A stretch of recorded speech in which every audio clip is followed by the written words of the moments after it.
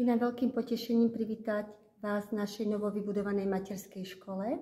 Je pre nás veľkým milníkom a veľkou radosťou a hrdosťou, že sa nám podarilo vybudovať túto materskú školu.